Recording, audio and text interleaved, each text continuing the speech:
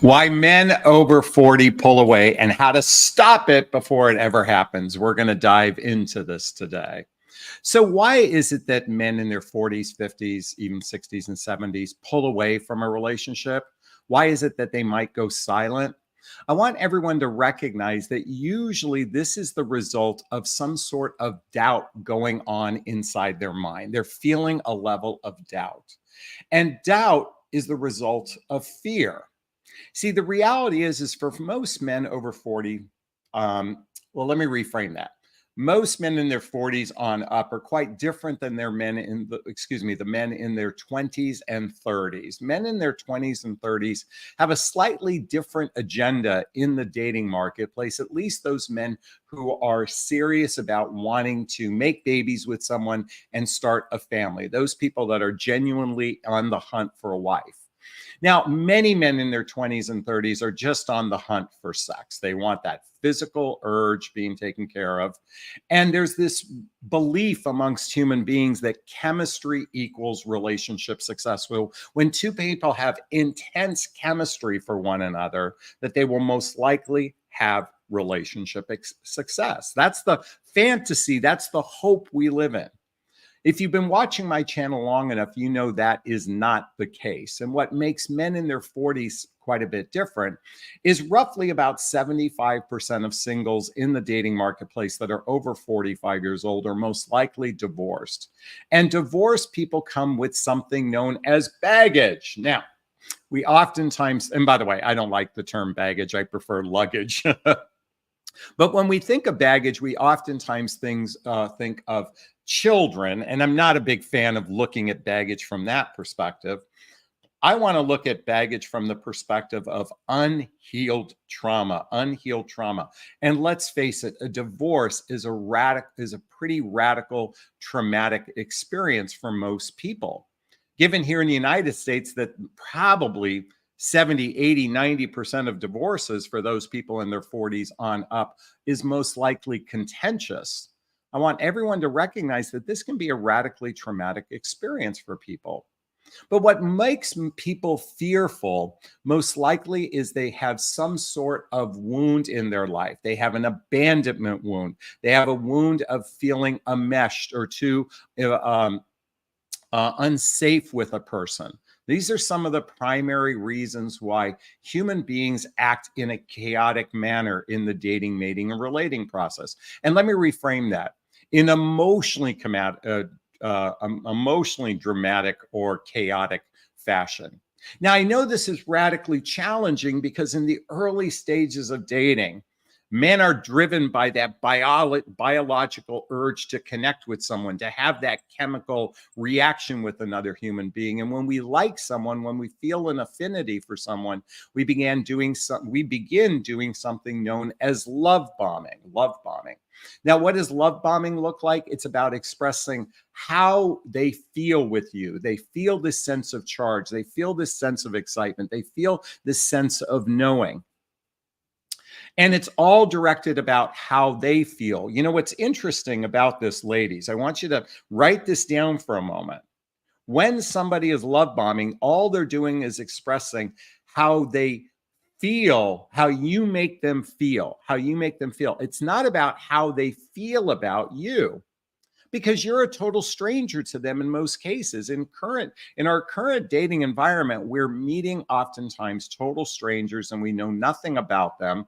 So it makes it rather challenging to actually know how you feel about someone versus what they're feeling. And what they're feeling, men and women alike, there's chemicals from the brain being released in the body that makes us feel good, that makes us bond with another person. And many of you probably are familiar with one of the bonding chemicals known as oxytocin. This is when a woman, predominantly women, when they're physically intimate with a man, they bond with that man. And this includes our pheromones and our hormones and all this chemical cocktail going on. So it's rather confusing when all of a sudden he starts pulling away. All of a sudden he starts becoming distant. All of a sudden he starts becoming silent. Because as those chemicals dissipate, What's left is the structure of your relationship. And if you haven't built the deep roots of trust early in the process, this is one of the primary causes of where fear starts to bubble up. Remember, I said earlier we talked about fear. If you're not familiar with love attachment style, you may want to read the book Attached by Amir Levine and Rachel Heller.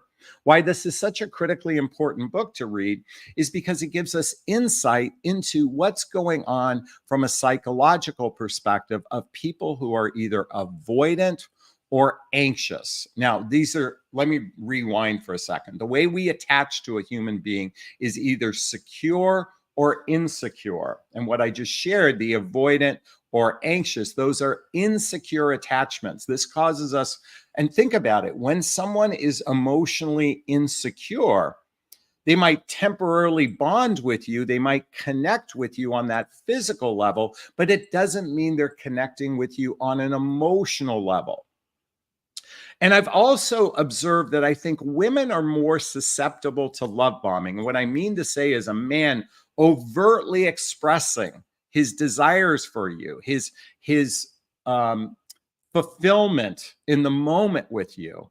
Did you hear me say in the moment? The fulfillment he feels in the moment, that chemical rush that occurs. And this is why it's so confusing how someone could be so into you and then all of a sudden pull away, to disappear, to ghost, to go silent.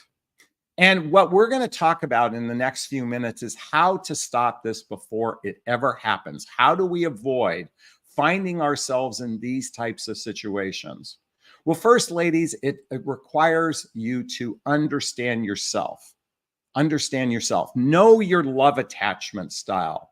Know your wounds from childhood. If you're not familiar with the work of the Hoffman process, I invite you to do a deep dive into healing and reviewing your childhood wounds. Now, many of you probably don't believe you have childhood wounds. Many of you think you might have had an ordinary or average upbringing, or even a very loving upbringing. Believe it or not, we have all suffered in some way, shape, or form. Sometimes it's not necessarily our parents. It could have been a school teacher that said something to you. It could have been kids in the classroom that said something to you that might have triggered you in a very deep way. A very deep way that might cause you to have negative patterns and limiting beliefs in your adult life. You know, I had a school teacher in third grade tell in front of the classroom I was stupid. Do you realize this one singular event carried, I'm to this day, it carries so much weight into who am I as a person. One singular event of a teacher saying something. So recognize that we all have wounds. We might not have experienced abuse in our childhood. We might not have experienced anything that might remotely look like radical trauma. And yet we've had micro traumas that we might have gone unaware of. And these experiences cause us to have make our choices in relationship, particularly in romantic relationships, rather strained. This is one of the reasons why I help women get real clarity through discernment. And if you need some support with that, there's links below to schedule a discovery call with me to see if working with a coach is right for you. Now, let's go into a little bit deeper of how to stop this before it happens. Okay. You have to recognize in midlife, we all come to the table with our stuff. I said the word baggage. We can use the word luggage, but there's our physical luggage in our life, and then there's our emotional luggage in our life. And human beings who haven't done a good job packing that luggage, oftentimes the clothes are spilling out. It's overstuffed. It's going to break at the seams because there hasn't been a deep healing on the inside. So what you may want to do in the early stages of dating is find out what personal development, self-help, and spiritual work a human being has done in their life to actually heal these traumas, and to be naive about this and recognize that even divorce, and since I said the majority of people in the dating marketplace are divorced, have experienced some sort of wounding. Now, it's very tempting to fall for the guy who says it's her fault. because you're going, it's your ex-husband's fault. You're both pointing blame and you're thinking, oh, we're perfect beings. We are perfect beings. That was their fault. It was their fault. We're gonna bond because we're perfect beings. This is the delusion most human beings are operating on in midlife. So one is to investigate. How much healing has this person done over his past relationship? Now, if he doesn't have a contentious relationship with his ex-spouse, that's probably a good sign. But does he take ownership in his part of the ending of the relationship? I would highly advise you, if anyone is totally pointing the finger at the other person, then be very leery, because if they haven't taken ownership, there could be a pointing of the finger at you when your short-lived relationship doesn't work out. Okay, another thing you might want to consider doing. As I said before, know yourself, know your love attachment style, know your triggers. Know if you have an abandonment wound, know if you have an enmeshment wound. Be very mindful of this, because this will help prepare you for any future relationship. And ideally, if two people are fully aware, then they can actually build something together. I said build something together. One of the most critically important components for a successful relationship is two people that share the same values in their lives. This is why asking deeper questions is so radically important. It's also important to recognize, can two people blend their lives together? See, you have this fantasy, if there's chemistry, we can figure it all out. But if lifestyles are not compatible with one another, it's going to effectively draw friction, because here's the challenge. How do we stop pulling away before it ever happens? It happens when you build deep trust with another human being, deep trust with another human being. And how do we build deep trust? Well, first off, it'd behoove everyone if we began learning to date one person at a time. Now, what I mean by one person at a time, I don't mean, I'm not saying in the meet and greet phase. Most of the time in our current dating environment, it takes about 3 meet and greets to determine if we're going to date someone. What dating means is get to know you from the premise of, are we going to explore a relationship together? That's what dating is, or at least it should be, okay? So dating one person at a time. In addition, it also requires spending lots of time together in different situations. Spending lots of time together in different situations. If you're not in different situations with a person, what I mean is it's social activities, it's hobbies, it's mutual interest, it's spending time with family and friends. It might even be being in their home for a significant period of time. Now, I know many of you will say to me, Jonathan, we don't live near each other to do that. You recognize that the hardest thing to do is, or let me reframe that. Our current dating environment is almost a part-time dating environment because of proximity. The challenge is, if two people don't live near each other, proximity breeds continuity. Proximity breeds continuity. And what continuity, I want you to think of continuity like roots to a tree. The deeper the roots, the stronger it is. So the more time you spend together in a variety of different circumstances, in a variety of different situations, you can see how a human being operates in their life. And the further two people apart, the harder it is to build upon that, because I said proximity breeds continuity, and continuity leads to commitment and trust. And this is where many folks are failing. They're not building enough trust before there's any deep physical intimacy with someone. And if they've been emotionally traumatized in their life, whether it was their childhood or past relationships, and they have unresolved issues, it's going to surface up at some point. So you might be asking, Jonathan, when is a person ready for a relationship? And I think this is a great question, okay? First off, relationship readiness happens when their desire for okay, let me preface this by saying, this is for those who seek a long-term committed relationship, okay? Those that seek hookups, casual relationships, situations, it doesn't necessarily apply to this. Okay. I'm talking about those that seek a life partner. It's where their desire for a life partner exceeds their fears and their pains from past relationship. It exceeds their fears and their pains for past relationship. Now, here's where it gets really tricky. Okay. When it comes to choosing you or being chosen, it's their desire for you exceeds the fear, the pain, or the differences between the two of you. Let me repeat that. The fear, the pain, and the differences between the two of you. You see, this is where it gets challenging because women oftentimes feel as though if I just keep pouring in love, I keep pouring in love, I'll keep pouring in love, his desire will exceed his fears, his pains, or the misalignment. Misalignment is you guys are just radically different from one another. Maybe your lifestyles are different. Maybe your perceptions on politics are different. Maybe your ideologies are different. Remember, I said it's not as if you can't overcome someone, but we have this belief that that man should be desirous of us so much. And if they don't, that we'll just keep giving into the relationship. So that desire exceeds the fear, the pain, and the differences between two people. So how, again, coming back to the way to avoid this all happening, it starts with radical honesty with each other. It starts with laying your cards on the table. It starts by establishing the rules of engagement.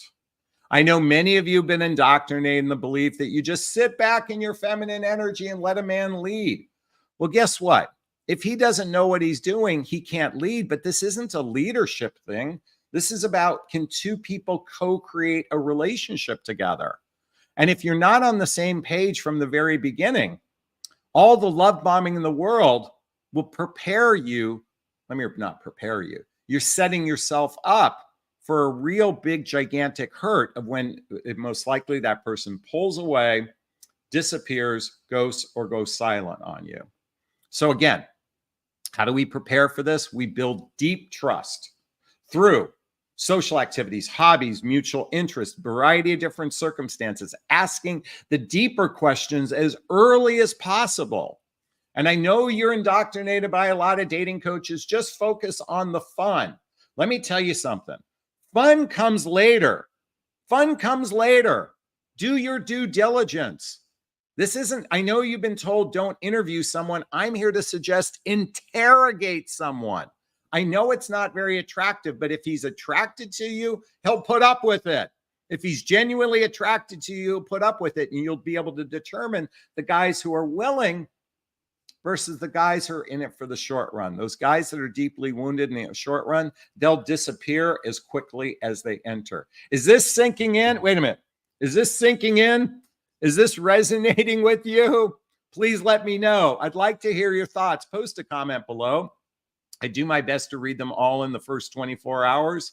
As always, if you find value in my videos, please hit that like button. Please share this video. Please subscribe to my channel and hit that notification bell so you can be notified of new videos. And also make sure you hit the notification bell on your phone as well in the app. Also, if you want to connect with me directly, there's links below to schedule a discovery call with me to see if working with a coach is right for you. There's I have a group called Midlife Love Mastery. There's links below. You can get the books I recommend, all listed below. All right, those who know my live format know it's time for Q&A. If you have a question, write the word question in the chat box and then post the question thereafter. Or you can purchase a super sticker, super chat. There's a little $ in the chat box. All the monies from the super sticker, super chat goes to a scholarship fund in the name of my son, Connor Asley. That's a picture of him right there. He's my son who passed away over 6 years ago. In his honor, we donate to causes like the Hoffman Process, Insight Institute, just to name a few, and also scholarships to coaching as well. I'd love to get $50 donation going tonight. So again, our goal is $50. If 25 of you just put in $2, we'd be very grateful. All right, let's see what kind of questions. Oh, and if you want to join the hot seat, I just posted a link right there. Mystic Tarot card, Tea Time with Lola says, I agree. No pointing fingers. I tend to attack myself and a bit aggressive when it comes to confrontation, but I do it. But I do take accountability. I understand I can only heal and change myself, a work in progress. That's exactly right. We can only work on ourselves. We can't change someone else. And let me tell you something. It takes a deep dive to heal our wounds. It takes a deep dive. It takes real gigantic effort to heal our wounds, to take ownership. This is why I'm a big proponent of everybody doing what I call self-love. This is my book, What the Heck is Self-Love Anyway? Journey of Personal Development, Self-Help, and Spiritual Work. Link below to get a copy of my book. Highly recommend everybody doing individual work to make yourself better prepared for that relationship out there. Stacy says, if a guy asks questions about you but doesn't offer any deep information about himself, unless specifically asked, then gives you a short reply, just ask the question, ladies. It's a red flag. Yes, unfortunately, most human beings are not very adept to their own feelings. And then they have a real struggle articulating their feelings in a way that can be seen, heard, and understood. So I'm here to suggest, and by the way, women, you're just as guilty of this as men. You're no better at this. Just because you might think you feel your feelings doesn't mean you necessarily articulate it in a way that can be seen, heard, and understood. All right, awaken to yoga. How do you feel about conservative dating a liberal? This is a great conversation, particularly a time in our politics here in the United States. So I would say that people that have extreme ideologies oftentimes are very rigid to their point of view. I'm going to repeat that. People that have extreme ideologies. So those that are extreme conservatives most likely won't get along too well with an extreme liberal because it's usually based on their values. And if their values are radically apart, it's going to make it very challenging to begin a relationship. I know some people are fiscally conservative and socially liberal. I know people that are slightly liberal, but they agree with some of the policies on the conservative side. I believe that probably 40% of the population here in the United States are probably pretty close in their ideological beliefs for the world. And for those people, they're not going to have too much problems. It's those that are on the extreme, those that they are on the fringe, are most likely going to have some challenges. Awaken to yoga. So I hope that helps you get some clarity. She goes on to say, I feel like I'm not being very charming with all my questions on the dating apps, but I don't care. I'm following your advice.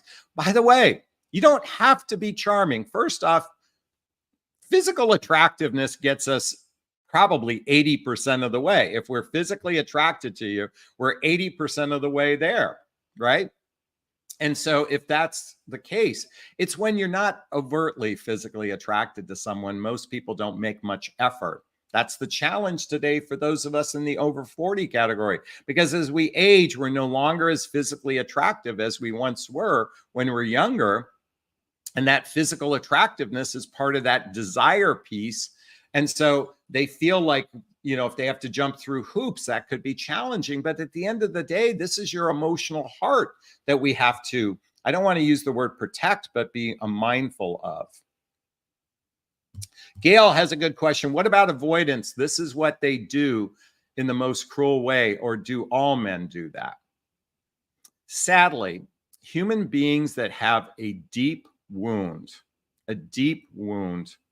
particularly avoidance, they oftentimes aren't emotionally available. So they run away from relationships. Anxious wound is different. They fight for the relationship. Avoidant wound runs away from the relationship. Hence why they pull away, they ghost, they disappear, they go silent because they don't have a real solid foundation on them from their emotional well-being. And the more severely avoidant the person is, the more challenging it can be in relationship. Now, I think some men pull away. I know that I pulled away in my last relationship briefly Because I was I was kind of evaluating whether or not it made sense, if we made a good fit for one another. Okay. That's just natural doubts. It's okay to have some natural doubts until trust is built. But I'm talking about those once we get past this lust or limerence phase and we're dealing with the real establishment of emotional connection, avoidance oftentimes can take it only in very little doses. This is why a lot of avoidants don't like to spend a lot of time with people, because it requires being emotionally invested in a person. And this is why our current dating marketplace is like a strung out version of just dating is just a strung out version of friends with benefit, or excuse me, dating is like a strung out version of hooking up. You hook up, you have a good time, then you go back to your respective homes. It's until you build the deep roots of trust through regular time together. And by the way, an avoidant needs to be aware they're avoidant. Otherwise, they need to be aware they're avoidant. And more importantly, their desire for you has to exceed that fear and pain. Otherwise, it's not going to work. Gail says, I bought the book 8 Dates. It's a good book. Highly recommend it. Folks, Gail is talking about this book by the Gottmans. These are 8 critical conversations you might want to have with someone. First, read it for yourself so you're better prepared to enter into the dating marketplace. Laura says, going back to the online dating site today, and I want to explain to men that I don't want to discuss the weather for the first few days and discuss important things without sounding bitchy. How do I do that? Well, I think your dating profile should just point out who you are as a person. So I'll read you my profile just to give you some context, since this isn't a dating site, this is a dating app, but I'll read to you what I wrote on my dating app. So I wrote, for the past 6 years after losing my son, I've been on a deep exploration to find out who I really am beyond fear and ego, a journey of self-love, seeking a marriage-minded empty nester who wants to explore the depths of love. Then I go on to write, personal development and spiritual practices are important to you. And then I go on to write, I hope you love to laugh because I have a wicked sense of humor, or at least warp. Since I live at the beach, I hope you like the sun and riding bikes. Okay. And lastly, under pros and cons of dating me, a pro is I have high emotional IQ. The con is I like to process everything. So I've given a window of who I am to this person. You can start with deeper questions as, what are you looking for? Or what does commitment mean to you in a relationship? Since you're both on a dating site, you can, by the way, I don't know why people are fearful. What are you looking for in a relationship? If they say just a good time, that might be a clue they're not looking for something serious. That's how you can start the conversation. Melissa says, the anxious avoidant is nothing but heartbreak and frustration. They can turn their partner into anxiously attached. This is, that is true. We oftentimes, the triggers from one person triggers our stuff, and it kind of cascades if we're not actively being present to it all. Okay. Awaken to Yoga says, Jonathan, we're probably not a bad match. I'm not an empty nester and I live in Florida. Well, I do live in Los Angeles. So unless you're here, 5 days a week, it would be challenging. And the reason why I want an empty nester is that's where I'm at in my life. And I want someone who has the capacity to play on a regular basis. The days in front of me are shorter than the days behind me. And I want someone who has that capacity to spend significant regular time with me, because that's what I'm seeking. If you know what you seek, then focus on what you seek. Power of Cheese says, that's a great dating profile. Thank you so much. I appreciate that. Let's see. Oh, and by the way, Awaken Yoga says 8 Dates is on Audible as well. Yes, that is the case.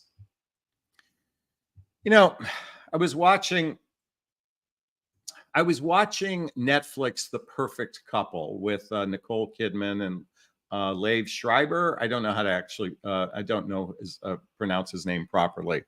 It's an interesting commentary to how dysfunctional rich people are.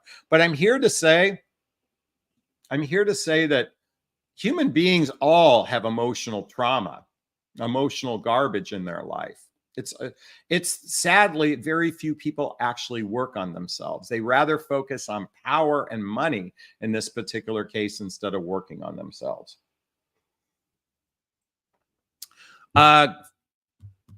Miss Jones says, what is an enmeshment wound? That means a person isn't able to, in other words, they have a limited capacity of emotional investment.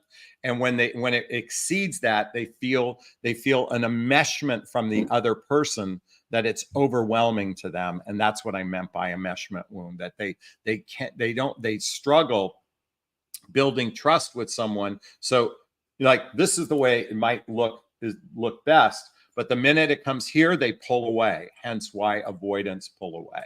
Okay, I think that's kind of the Cliff Note version of what you're seeking. So thank you so much.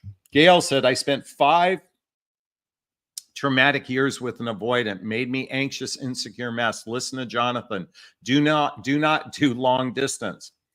Under very rare circumstances do long distance relationships work out. It requires a flexible lifestyle. It requires financial resources. And by the way, when we're thinking of long distance, we're talking about a couple-hour drive away or a couple-hour airplane ride away, where you can't spend regular time together. 2 people that live an hour away driving wise, again, if you're able to spend a significant amount of time together, you can build the deep roots of trust. But if you can't, if it's just part-time, you see, the problem is today, remember I started this conversation talking about baggage or luggage? For most people in their 40s, 50s, and 60s, they have such a fully curated life, and he has his fully curated life, you have yours. And so you guys have a occasional part-time connection, which is oftentimes a little bubble, and then you go back to your respective lives. You're not building teamwork with another human being, and this is radically challenging, and why long distance can be very ineffective way to really get to know someone. Rosie says, I read Attached, and then I realized I was dating an avoidant and sadly became anxious attachment. I felt so obsessed and toxic. Yes, the other person can trigger our own wounds. And that's what, until you've built a solid foundation of self-love, it's going to be very challenging when you're with avoidant. It brings out the abandonment issues within yourself, and it can escalate that. This is why I don't think enough study on on love attachment styles for those of us in our 40s, 50s, and 60s, how it can get reactivated in midlife. And I'm going to bring on a coach to talk about that. Awaken to Yoga says, lots of creeps on there, but I found a youth minister who played soccer in college and now is a landscaper. Dad bod, I don't mind as long as he has a big heart. I'm in favor of people with a big heart. Way to go. Mystic Tarot card says, the PO reached out, admits we're very attracted to each other, but can't sync schedules, and gets why I get frustrated and pull away. Seems like all my connections lately. How do I get past that? Fortunately, it requires people that have lifestyles that are compatible with one another, and also a desire to want a fully committed relationship. I know, a friend of mine said, sadly, all the people on dating apps are the rejects. And I'm starting to feel like that. I'm on a dating app and I'm starting to feel like that reject. So I get that. And the rejects, and this sounds like such a judgment, but are those of us who are deeply wounded, and we're swimming in a sea of deeply wounded people. So no wonder it's dysfunctional out there. Gail says, do not do long distance. I will never date long distance again. What do you think? What do you think is close enough distance? Oh, I would say walking distance is the best. That would be ideal if 2 people can walk to be near each other. I'd say, the sad thing is, I live in a city. I live in an area like 4 square miles. There's probably 250,000+ people, and I know so few of them. So, I'm going to share with you personally. My goal is to get out there in the world more often. I think in Spain, they're doing something at grocery stores from 7 p.m. to 8 p.m., that if you put a pineapple in your basket, that means you're single looking for love. And the grocery stores are packed with people. I hope we begin shifting to an organic way of connecting with people. That's my hope. Anyway. Awaken to Yoga says, I spent 2 years with a long distance avoidant. I just moved. When I moved, I kicked him to the curb. I'm sorry you went through all of that only to find out it didn't work out. That sucks. Jesse says, I'm talking with another gal and just realized I'm pulling away. I've decided to not commit to any woman for a while because I have more healing to do. Not sure what to tell this woman and not hurt her. Jesse, first off, I want to give you props for having this self-awareness, okay? I think just being honest is just saying, look, I have deep wounds or not deep wounds. I have wounds from my past that make me afraid. And I'm just concerned that I may not be ready for a fully committed relationship, which requires an emotional investment. And I'm genuinely sorry at this. If we could revert to at least friendship of some sort, that would possibly be a way to stay connected. But I think it's best that I don't date for a while. And by the way, Jesse, that means you don't date. As you work on yourself, go see a therapist, start to work on your stuff, see a coach, and start to work on your stuff. Kim says, that's a great idea, the pineapple. The pineapple means you're ready. I like the pineapple too. Seems very organic, especially if it's an organic pineapple. Power of Chi says, sadly, so many people are walking around with their face in their phone. Yes, that is a sad truth today. Anyways, folks, thanks for allowing me to share with you on a Sunday morning. This has been a real treat.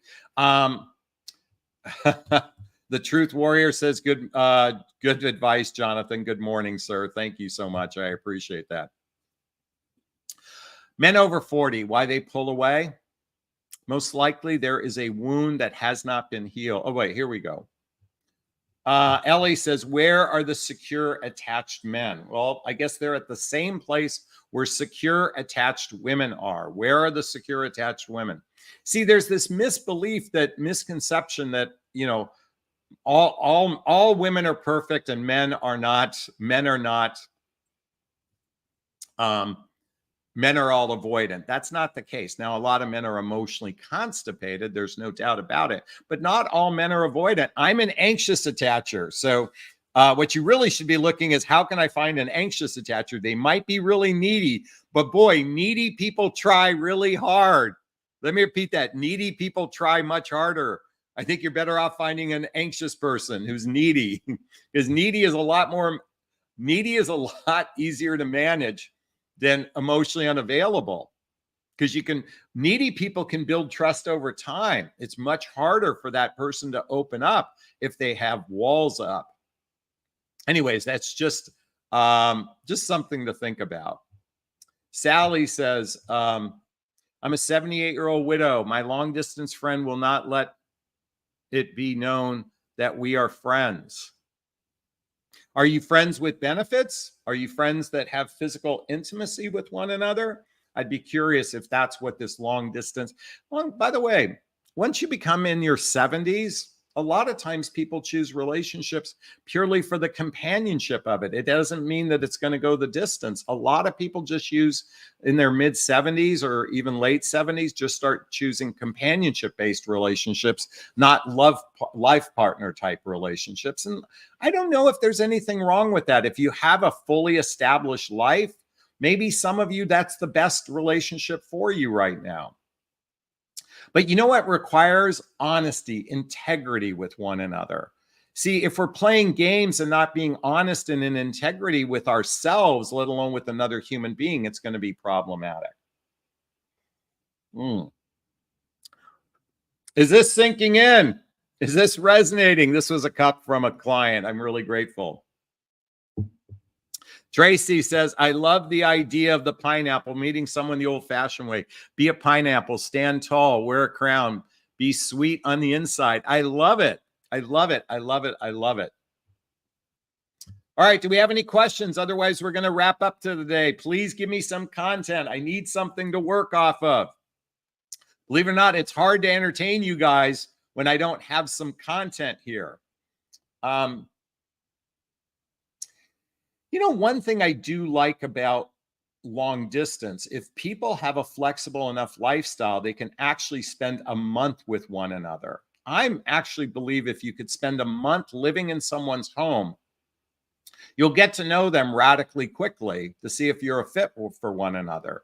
So I'm a big proponent of couples actually, once they start exploring a relationship together, make time to spend 2 weeks in each other's homes. Those are the people that live driving distance away. And I know you're going to say, but Jonathan, my lifestyle won't allow that. Well, what are you expecting later on down the road, to be living apart from each other for 20, 30 years? I mean, think of it from that perspective. And best way to get to know someone is live with them for a little while. I'm talking about two people that are already started a physical relationship, that have agreed to exploring a relationship together. Okay.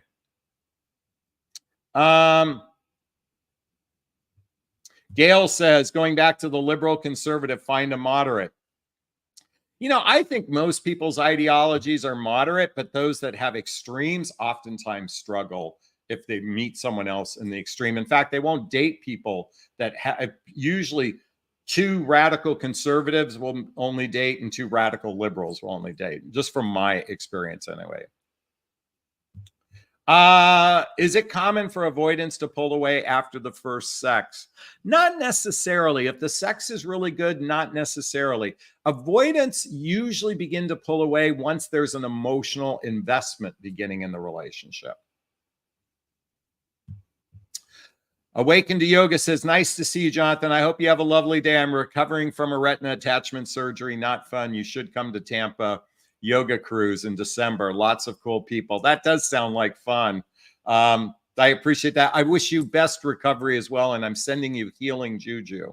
Elaine is in the house. Why would my long distance partner not want me to interact with his daughter who lives near him? He seems embarrassed to say we have a relationship. It's because he's not your partner.